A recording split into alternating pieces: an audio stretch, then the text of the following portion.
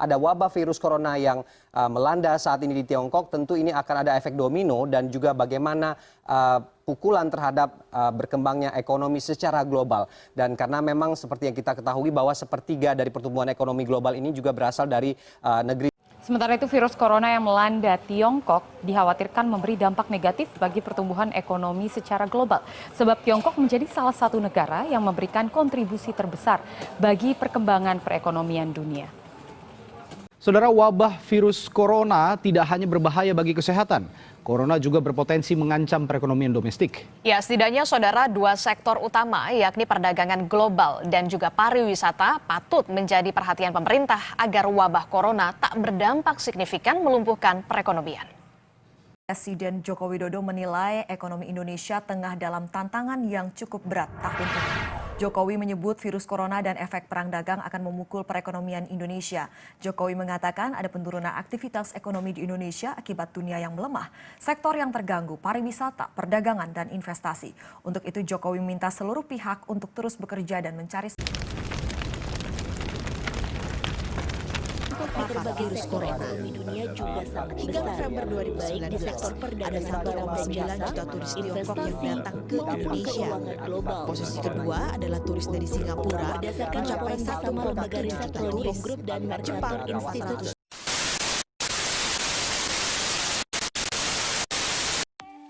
Halo semuanya, perkenalkan, kami dari kelompok 6 mata kuliah pengantar manajemen Departemen Statistika FMIPA 4 akan mencoba memprediksi apa saja sih program studi yang akan ramai peminat pasca pandemi COVID-19. Teman-teman penasaran bukan? Langsung saja. Selamat menyaksikan. Dunia tengah gundah gulana, bukan karena ancaman perang dunia ketiga, bukan pula karena adanya rumor asteroid yang akan menabrak bumi kita. Lebih nyata, kita dibuat kacau oleh benda yang tak kasat mata. Benda berukuran nanometer yang kehadirannya mampu membuat hampir seluruh dunia luluh landah karena suatu virus yang dinamakan COVID-19. COVID-19 terus menyebar ke berbagai negara. Bahkan di Indonesia, coronavirus telah mencapai 24.538 kasus positif dan 1.496 meninggal dunia per 28 Mei 2020. Dampak coronavirus ini terjadi dalam berbagai bidang kehidupan, tak terkecuali perekonomian dunia yang terjadi penurunan pertumbuhan ekonomi. Sektor-sektor perindustrian dan berbagai bidang perekonomian terhambat. Hal ini karena adanya kebijakan physical distancing dan work from home. Bahkan Indonesia pada tahun 2020 sudah direncanakan akan mencapai target 5,3% dalam APBN. Namun rencana tersebut berubah karena adanya virus corona. Bahkan dalam skenario terburuk, pertumbuhan ekonomi Indonesia bisa minus 0,4%. Hal ini sangatlah perlu diwaspadai karena perekonomian merupakan hal yang krusial demi terpenuhinya kebutuhan manusia. Terkait prediksi pemulihan ekonomi pasca corona, International Monetary Fund atau IMF pada 14 April 2020 mempublikasikan dan memprediksi ekonomi global akan pulih pada 2021 dengan pertumbuhan mencapai 5,8%. Catatannya adalah pandemi mereda pada paruh kedua tahun ini atau sekitar bulan Juni. Bila tak mereda, maka pemulihan ekonomi menjadi semakin tak pasti. Berikut proyeksi pertumbuhan ekonomi oleh IMF di berbagai negara. Terlihat pada grafik di sini, pertumbuhan ekonomi di Indonesia pada 2019 dan prediksi untuk 2020 sangat berbeda. Bahkan jauh jaraknya tetapi tidak sampai negatif. Dilansir dari merdeka.com, pada tanggal 18 Mei tahun 2020, Menteri Keuangan Sri Mulyani Indrawati mengungkapkan, pertumbuhan ekonomi Indonesia kuartal 1 tahun 2020 tumbuh sebesar 2,97% akibat pandemi COVID-19 yang menghentikan sebagian besar aktivitas ekonomi, yang mempengaruhi keseluruhan pertumbuhan ekonomi, angka kemiskinan, dan pengangguran, dengan rincian sebagai berikut. Pertama, dari sisi konsumsi, tumbuh sebesar 2,7%, turun drastis dibandingkan tahun lalu pada kuartal yang sama, yakni mencapai 5,3%. Kedua, investasi hanya tumbuh 1,7%, yaitu yang tahun lalu pada kuartal 1 tumbuh di atas 5%. Ketiga, ekspor tumbuh sebesar 0,2%, relatif lebih baik dibandingkan kuartal yang sama pada tahun lalu yang tumbuh negatif 1,6%.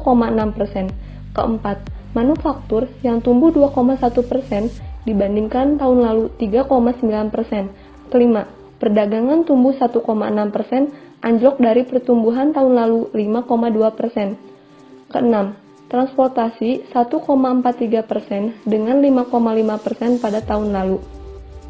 Ketujuh, akomodasi dan pangan tumbuh 2,2% yang juga turun dari 5,9%. Kedelapan, pertanian tumbuh 0% dengan pertumbuhan tahun lalu sebesar 1,8%. Kesembilan, pertambangan tumbuh 0,4% dibandingkan tahun lalu 2,3%. Dan terakhir, konstruksi yang tumbuh 2,9% dibandingkan dengan pertumbuhan pada periode yang sama tahun lalu mencapai 5,9%. Sejak tanggal 26 Mei 2020, Presiden Jokowi menetapkan new normal akan diterapkan di Indonesia. New normal ini perlu diberlakukan melihat PSBB berlaku penuh sepanjang April dan Mei. Namun kasus corona masih terus meningkat. Maka dari itu, hal ini berpengaruh besar terhadap sektor konsumsi rumah tangga karena banyaknya masyarakat yang di rumah saja. Padahal pengeluaran rumah tangga ini berpengaruh besar terhadap perekonomian negara kita karena dapat memberi sumbangsi sebesar 58,14% terhadap PDB atau produk domestik bruto. Hal ini menyebabkan dolar melemah, bahkan kurs rupiah mencapai Rp17.000. Melihat kurva kasus COVID-19 masih terus meningkat sampai sekarang, apakah new normal tepat jika diberlakukan? Terlihat jelas bahwa negara kita sedang dalam keadaan tidak normal. Maka dikhawatirkan jika new normal ini diterapkan akan mengakibatkan pembengkakan biaya kesehatan karena peningkatan kurva. Jika seperti ini, apakah akan terjadi pemulihan ekonomi atau resesi yang lebih parah? Sebagai masyarakat, kita harus patuh dan taat akan kebijakan pemerintah, yaitu new normal, yang tetap harus berstandar pada protokol kesehatan saat melakukan aktivitas di luar rumah. Hal ini ditujukan untuk melandaikan kurva, namun resiko kemunduran ekonomi dan iklim investasi dapat ditekan. Apabila protokol ini dihiraukan, maka jumlah kasus COVID-19 akan meningkat, yang tergambar pada kurva berwarna merah pada sumbu Y positif. Sedangkan resesi ekonomi atau kondisi produk domestik bruto yang menurun berbanding terbalik. Maka dari itu diperlukan kebijakan yang tepat dan kepatuhan masyarakat agar terjadinya titik optimal, yaitu kurva melandai dan menyentuh sumbu X, sehingga kehidupan akan kembali seperti biasa. Dalam kondisi seperti ini, kita tetap ingin mempertahankan kehidupan dengan kegiatan ekonomi. Namun, agar tetap merasa aman, terdapat solusi yaitu menjalankan bisnis melalui bidang digital. Beberapa tahun belakangan ini, bidang digital berkembang pesat. Di Indonesia sendiri, ada 3 perusahaan berbasis digital. Berdasarkan riset yang dikeluarkan oleh Michael Page pada tahun 2016, perkembangan industri digital yang marak di Indonesia menjadi pemacu terbukanya lowongan kerja hingga 60%. Ada beberapa jurusan yang ilmunya bisa digunakan sebagai tenaga ahli industri digital. Yang pertama, jurusan ilmu komputer dan teknologi. Industri digital akan berhubungan sangat dekat dengan bahasa pemrograman. Agar dapat ahli dalam hal pemrograman, jurusan bidang ilmu komputer dan teknologi adalah jurusan yang tepat. Saat ini sudah banyak lulusan ilmu komputer dan teknologi yang bekerja di startup e-commerce atau industri telekomunikasi. Tanggung jawabnya seputar membuat basis sistem yang tetap agar teknologi bisa berjalan dan juga menciptakan inovasi baru. Potensi karirnya yaitu desktop programming, web developer, mobile programming, network engineer, database administrator, programmer komputer, analisis sistem komputer, dan potensi karir lainnya. Yang kedua, jurusan manajemen bisnis. Apapun industrinya, penguasaan tentang manajemen bisnis sangat diperlukan untuk mendongkrak performa perusahaan. Jurusan ini memungkinkan untuk bisa memiliki keahlian dalam menganalisa pasar, menentukan target pasar, dan mengembangkan strategi untuk menciptakan produk yang tepat. Potensi karirnya yaitu konsultan bisnis, produk manager, bisnis manager, manajer pemasaran digital, dan analis manajemen bisnis. Yang ketiga, jurusan statistik. Dalam industri digital, data adalah aset utama yang perlu dikelola sebagai informasi yang penting untuk membuat strategi dan mengembangkan bisnis. Jadi, ilmu statistik sangat diperlukan untuk mampu menganalisis data perusahaan hingga dinamika pasar dan pertumbuhan pasar digital. Potensi karirnya yaitu Research Manager, Data Analyst, Analis riset pasar, Spesialis pemasaran, dan ahli statistik. Yang keempat, jurusan komunikasi. Industri digital erat kaitannya dengan ilmu sosial seperti komunikasi, yaitu untuk membuat perencanaan marketing dan penyajian konten yang tepat untuk target pasar. Dengan memiliki kemampuan komunikasi yang baik, bisa menyajikan kreativitas dan cara yang tepat untuk berkomunikasi dengan target pasar, sehingga produk atau bisnis diminati. Potensi karirnya yaitu content writer, social media spesialis, content marketing, account eksekutif, manajer pemasaran, telemarketer. Yang kelima, jurusan psikologi. Setiap bisnis atau usaha pasti memiliki target pasar yang ingin dicapai. Ilmu psikologi dibutuhkan untuk memahami tipe produk dan inovasi yang tepat yang dibutuhkan oleh target pengguna.